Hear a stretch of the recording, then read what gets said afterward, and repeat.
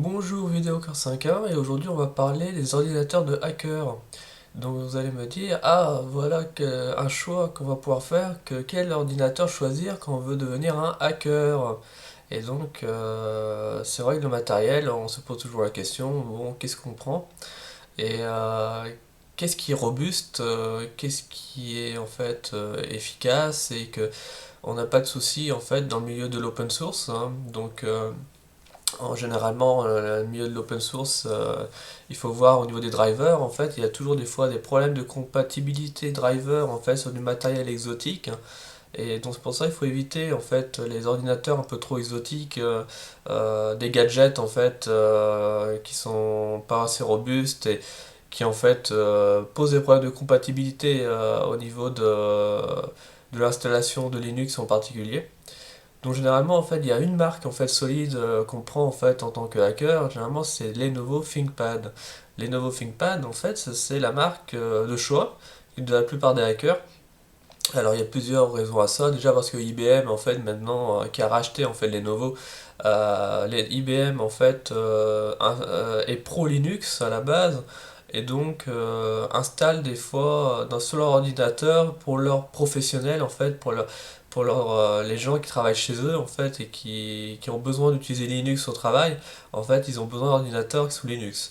Donc c'est la principale raison en fait, hein. Et donc voilà pourquoi les ThinkPad généralement sont sous Linux et sont largement compatibles, quoi. Donc utilisez un ThinkPad. Alors les ThinkPad, comme on veut des drivers open source, alors généralement les drivers open source, le problème ça a été souvent le Wi-Fi, hein, mais maintenant ça commence à être réglé, il y a moins de soucis avec ça. Et puis après, des fois, on aime bien avoir du matériel open source natif qui est mieux géré au niveau natif, et en particulier AMD. Donc AMD, en fait, généralement, est plus compatible avec l'open source et est plus ouvert en fait à l'open source que Intel ou Nvidia, par exemple.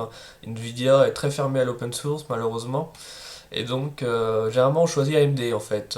Chez les hackers, on prend du matériel sous AMD.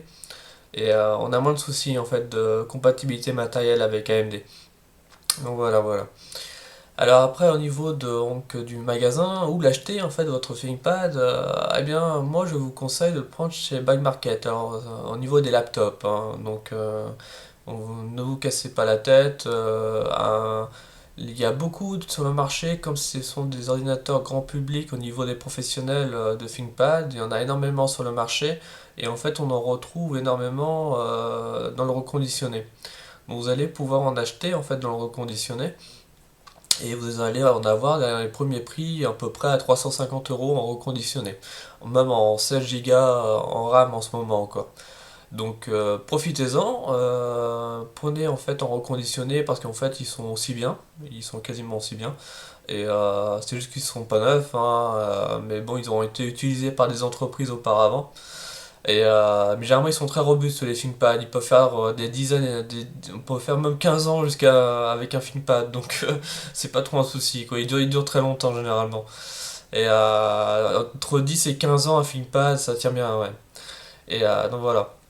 Alors, prenez sur Buy Market, hein, généralement, surtout si vous êtes débutant en informatique, développeur ou hacker, et que vous êtes un adolescent, que c'est votre premier ordinateur, bah en fait, un ThinkPad, c'est le cadeau idéal, et ça revient moins cher aux parents, quoi, donc à peu près 300-350 € au premier prix, donc c'est très bien, quoi, pour au niveau des prix en Occident, quoi.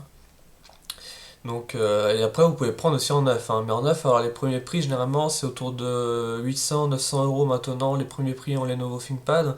Donc, ça reste relativement cher encore, malheureusement. Donc, si vous pouvez prendre en reconditionné, c'est mieux. Donc, voilà, voilà. Alors, je vous mets quelques liens en fait dans la description, hein, pour les achats, Buy Market et Lenovo.